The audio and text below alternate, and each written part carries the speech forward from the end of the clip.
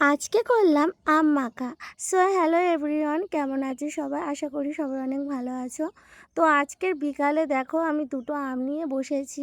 এখন আমি আম মাখা করব। যেহেতু এটা আমের সিজন, তো সবাই আম মাখা করছে, তো আমি ভাবলাম আমিও একটু আম মাখা করি।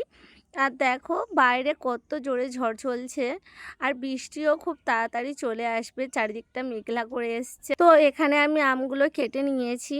এখন দেব একটু লেবু পাতা। লেবু পাতাটা দিলে তো একটু সেন্ট মতো লাগে, খেতেও ভালো লাগে। তারপর দিয়ে নিলাম একটু লবণ আর একটু ঝালের গুঁড়ো। আর এখন দেখো দিলাম চিনি, যাতে একটু মিষ্টি লাগে। তারপর দিলাম কাঁচা লঙ্কা আর লেবু।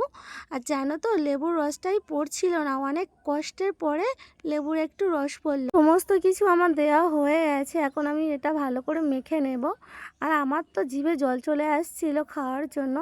তো আম মাখাটা খুব সুন্দর হয়েছিল, তোমরা ট্রাই করো আম মাখাটা। আর এখানে দেখো বৌদি, সোনামা সবাই মিলে আম মাখা খাচ্ছে, আর খুব সুন্দর খেতে লাগছিল আম মাখাটা। তো আমার তো ভীষণই ভালো লেগেছে। তো দেখা হচ্ছে পরের ভিডিওতে।